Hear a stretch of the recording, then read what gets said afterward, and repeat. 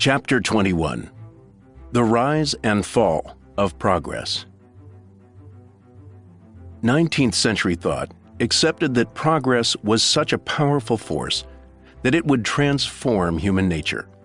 Darwin was swept along by that faith, perhaps without recognizing its influence on him and on his most famous idea. In his autobiography, he said that man in the distant future will be a far more perfect creature than he now is. He also said, at the end of The Origin of Species, that all corporeal and mental endowments will tend to progress towards perfection. Perfection, he said. The climate of opinion of his day was as difficult for him to escape as the air he breathed. The same applies to us in our very different time. For a longer exposition on the 19th century embrace of progress, read almost anything by Darwin's contemporary, Herbert Spencer, 1820 to 1903. He collected his numerous opinions on the topic in a lengthy book, Illustrations of Universal Progress, 1864. Its opening essay, Progress, Its Law and Cause, written in 1857, is 60 pages long. A mass of abstract nouns, it is difficult to read today. The current conception of progress is somewhat shifting and indefinite, it begins, but a few pages later he commented that progress is not an accident, not a thing within human control, but a beneficent necessity. Writing in Darwin's metaphor, Nature's Place in Victorian Culture, the science historian Robert M. Young noted that Spencer had argued for inevitable progress before he had worked out his evolutionary theory.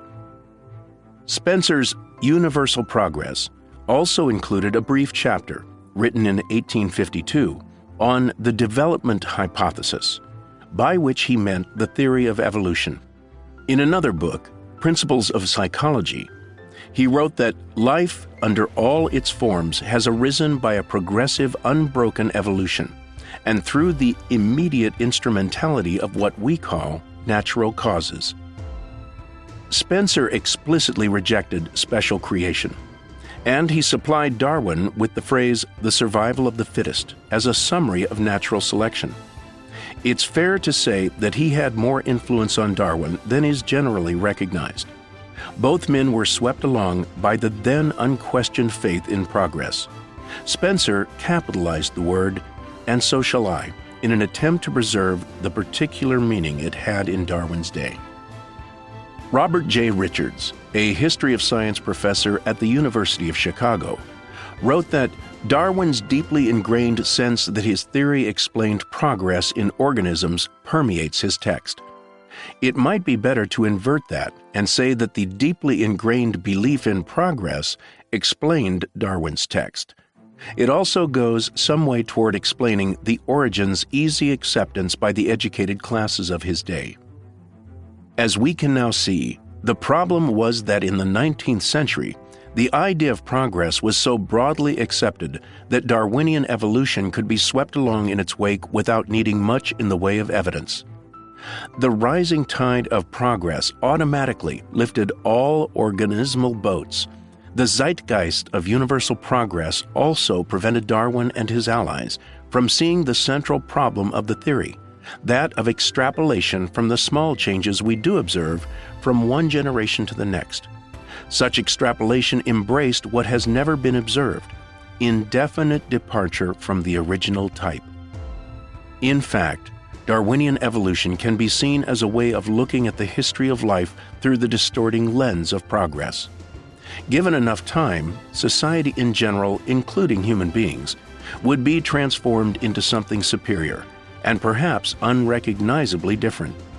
As late as 1959, at the Chicago Centennial, the geneticist Herman J. Muller felt confident that not only our cultural, but also our biological evolution will go on to now undreamed of heights. The idea in its heyday. The idea of progress, J.B. Bury wrote in his book of that name, 1920, was by the 1870s and 1880s becoming a general article of faith. Between 1880 and 1920, there appeared a large literature of social science in which indefinite progress was generally assumed as an axiom. In sharp contrast, the idea of progress had been unthinkable to the ancients. Reflecting further on progress in his later book, The Descent of Man, 1871, Darwin wrote, "Man may be excused for feeling pride at having risen to the summit of the organic scale, and the fact of his having thus risen, instead of his having been aboriginally placed there, may give him hope for a still higher destiny in the distant future." Earlier, in The Descent of Man, Darwin had promoted eugenics, which his cousin Sir Francis Galton helped create. "With savages," Darwin wrote, "the weak in body or mind are soon eliminated, and those that survive commonly exhibit a vigorous state of health. We civilized men, on the other hand, do our utmost to check the process of elimination. We build asylums for the imbecile, the maimed, and the sick. We institute poor laws, and our medical men exert their utmost skill to save the life of every one to the last moment.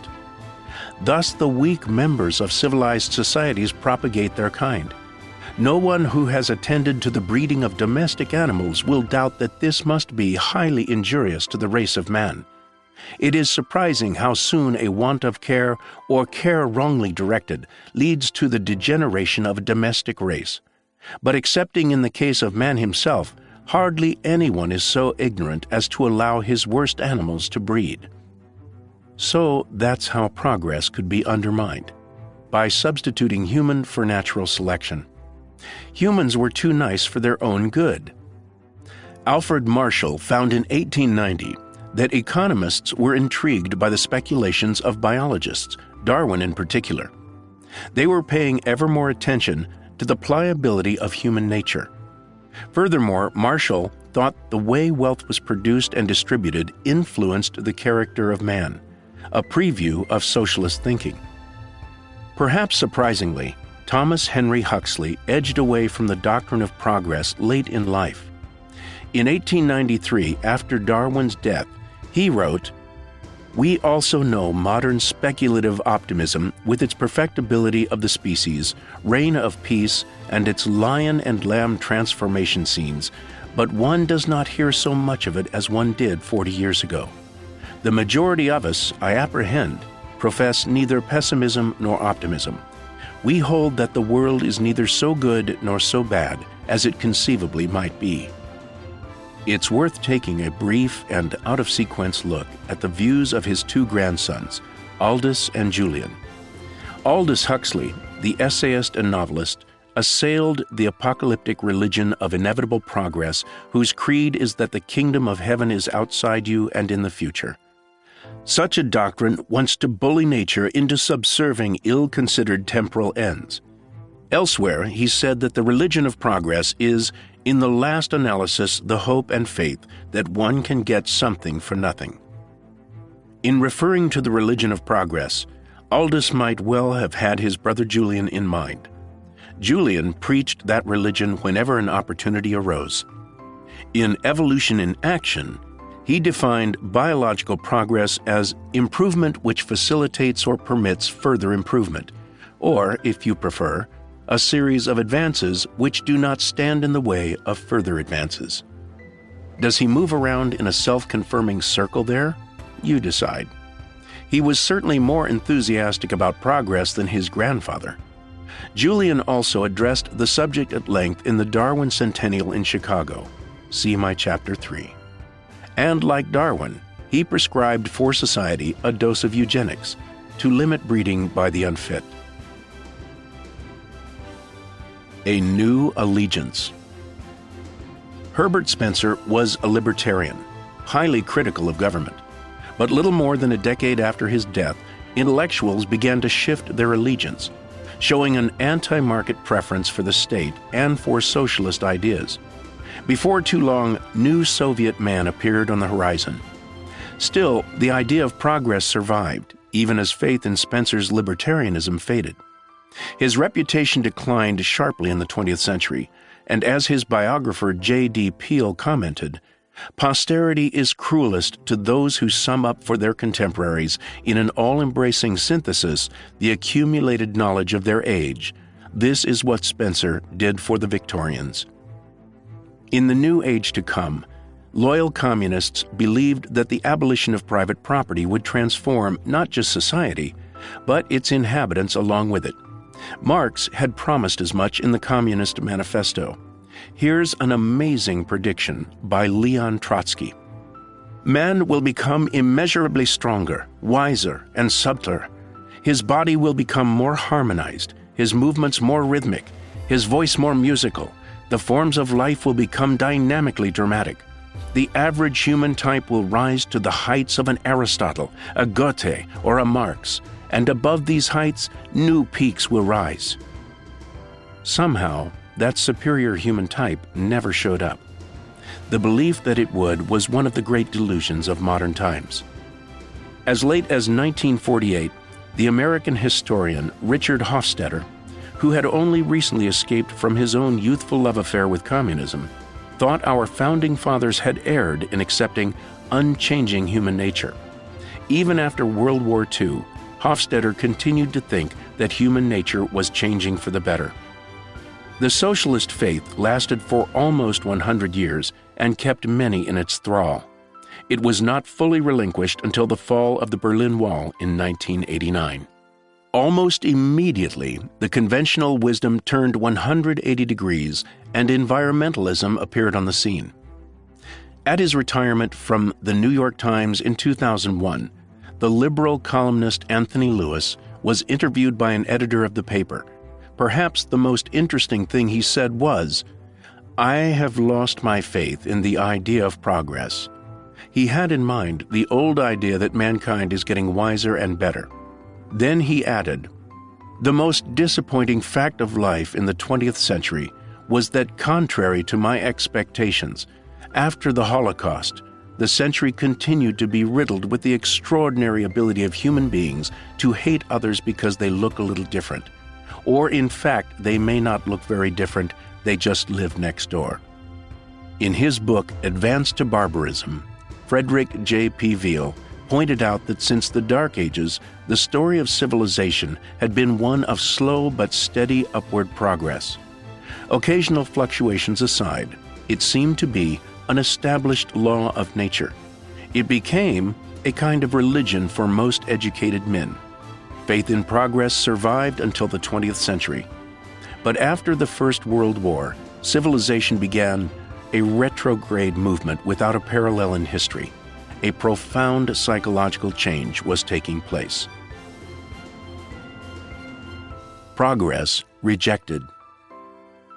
Progress has been explicitly rejected by modern philosophers and writers. One of the first to do so was the Christian writer C.S. Lewis.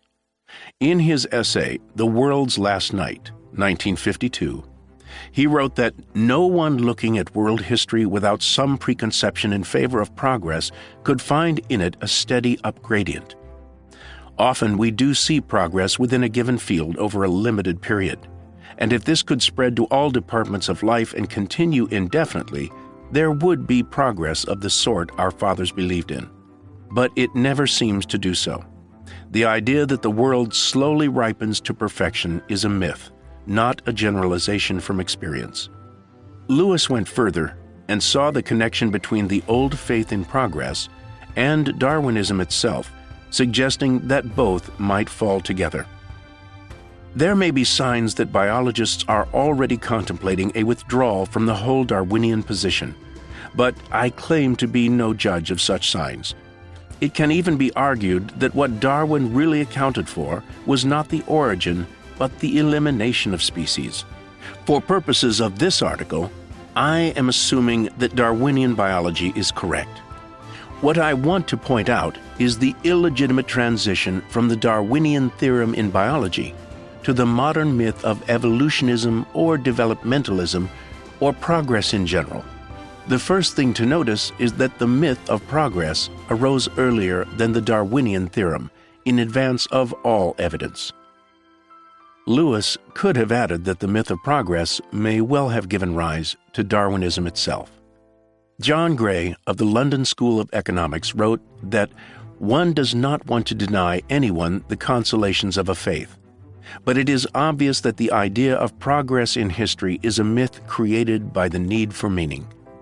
Spencer, Darwin, and other apostles of progress were deists at best, so the idea that history somehow tilted in an upward direction may have ameliorated the bleak implications of their godless philosophy. The doctrine of progressive change was a compensatory secular simulacrum for providence, adopted by Victorians who were sliding into unbelief, John Offer wrote. Those who could no longer believe in the next life substituted a more glorious future in this. Beatrice Potter, among many others, struggled with and lost her Christian faith. For a while, Spencer's first principles replaced Christianity in her mind. Then she married the socialist Sidney Webb. They became communists and traveled to Moscow to enjoy the promised future while they were still living. We do indeed benefit from material progress in the form of improved airplanes, computers, and automobiles. But the problem here, John Gray added, is the belief that the sort of advance achieved in science can be reproduced in ethics and politics. In fact, while scientific knowledge increases cumulatively, nothing of the kind happens in society. The belief that history is a directional process is as faith-based as anything in the Christian catechism. The Russian dissident and Orthodox Christian Alexander Solzhenitsyn also rejected progress, inveighing against it in a late work, The Russian Question, 1995. It was from that intense optimism of progress that Marx, for one, concluded that history will lead us to justice without God, he wrote. Like Gray, he saw that technology had progressed, and like the Greens in the Western world, he criticized it on environmental grounds. Solzhenitsyn rejected progress because it was a secular philosophy, and there he parted ways with the Greens, who were inclined to be both secular and progressive. In On the Origin at 150 is a New Evolutionary Synthesis in Sight, 2009, Eugene Koonin, a senior investigator with the National Center for Biotechnology Information at the NIH, said, "Gone forever is the notion of evolutionary progress that undoubtedly is central to the traditional evolutionary thinking, even if this is not always made explicit." A graduate of Moscow State University and a Russian immigrant, Koonin also said that the state of evolutionary theory at the time of the Origin's 150th anniversary in 2009 was somewhat shocking. In the post-genomic era, all major tenets of the modern synthesis are, if not outright overturned, replaced by a new and incomparably more complex vision of the key aspects of evolution. Enter environmentalism, stage left. The UN-sponsored Earth Summit, held in Rio de Janeiro in 1992 and attended by numerous journalists, was promoted by the conference Secretary-General Maurice Strong as an historic moment for humanity. It's a remarkable fact that planning for this two-week jamboree began in December 1989, just 1 month after the fall of the Berlin Wall. So the wildly optimistic faith of socialism was replaced almost overnight by the unduly pessimistic cause of environmentalism. It was a momentous change, very much characterizing the world we live in today. Progress was dead, hastily buried, and replaced by something close to its opposite. By 2009, The New Yorker was attributing the sixth great die-off, or mass extinction of species, to reckless human activity, reproduction in particular.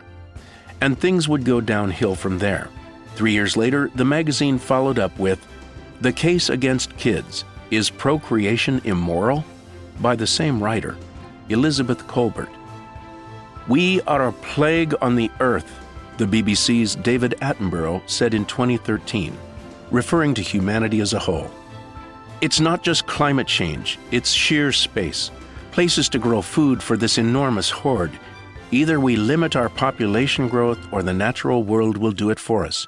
And the natural world is doing it for us right now." Attenborough's remarks were attacked by Wesley J. Smith, a senior fellow at Discovery Institute's Center on Human Exceptionalism. Smith pointed out that Attenborough was showing that environmentalism is growing progressively anti-human, which certainly is true. Today, the intelligentsia has firmly rejected the old belief in progress. The 20th century, with its Holocaust and Gulag, its world wars and revolutions, was unhelpful to the cause. Alan Weissman's The World Without Us, 2007, described what would happen to the natural and human-built environment, such as New York City, if humans suddenly were to disappear. He was not advocating such an outcome, but his vision was seen as an optimistic one, and his book became a surprise bestseller.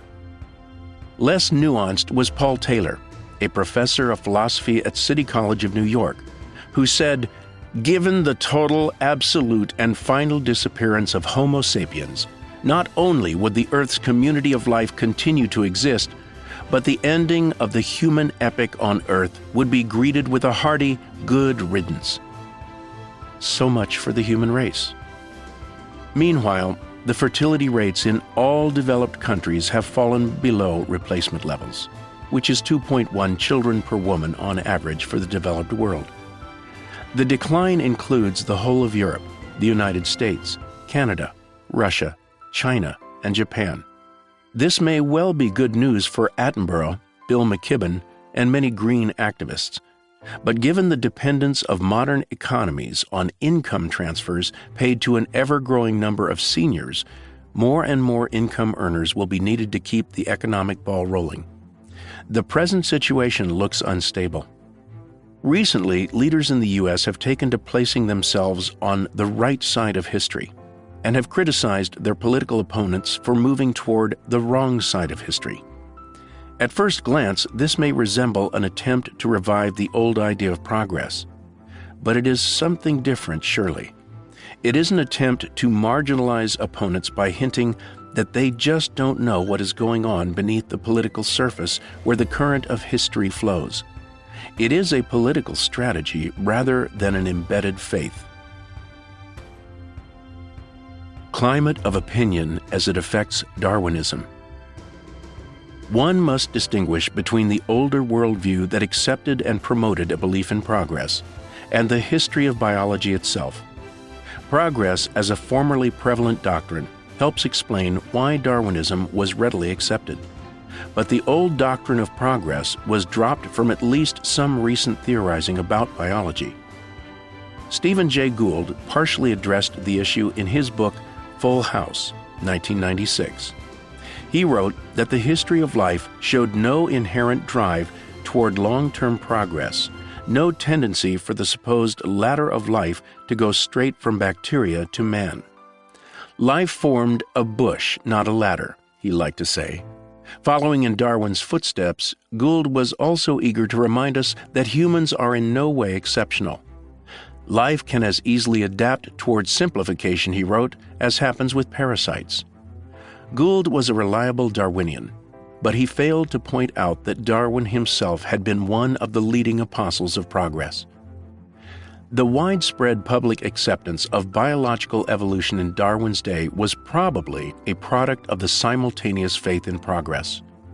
Darwin's theory was accepted as readily as it was because it shared in the general belief that things were getting better. It's not that the organisms themselves were being swept along, but that European and then American intellectuals believed that everything was improving. The corollary is worth noting. With progress rejected, faith in Darwinian evolution is likely to decline along with it. As we have seen in earlier chapters, there is remarkably little evidence for Darwinism. Universal common descent has been disputed. It is mainly a deduction from Darwin's theory, not a physical observation. Indefinite departure from the original type has never been observed. Natural selection merely multiplies existing varieties. And, as C.S. Lewis guessed, it more easily accounts for the disappearance of old forms than the appearance of new ones. It is clear, then, that Darwinism was propped up by the worldview of progress that dominated the West from the Enlightenment on, particularly in the middle to late 19th century. Today, that same worldview is disparaged by the environmentalists, the most extreme of whom think that humans are a plague on the planet. But one still widespread philosophy does lend support to Darwinism, and that is materialism, or the belief that mind is reducible to matter, and that the universe consists of molecules in motion and nothing else. Starting with the Greek philosopher Democritus and his Roman popularizer Lucretius, materialism is a philosophy that never died out and was strongly revived by Charles Darwin and Karl Marx in the 19th century. Marxism has already collapsed. Whether Darwinism will survive the loss of the faith in progress and the introduction of more careful scientific scrutiny, thanks to the intelligent design movement, is something that should become apparent before too long. At the moment, I believe the science of Darwinism amounts to little more than the wedding of materialism and progress. We have seen that if materialism is true, then Darwinism, or something very much like it, must also be true. But materialism is highly implausible and has been widely challenged. At the same time, it only takes one partner to break up a marriage. And, as we now know, progress has wandered off the straight and narrow.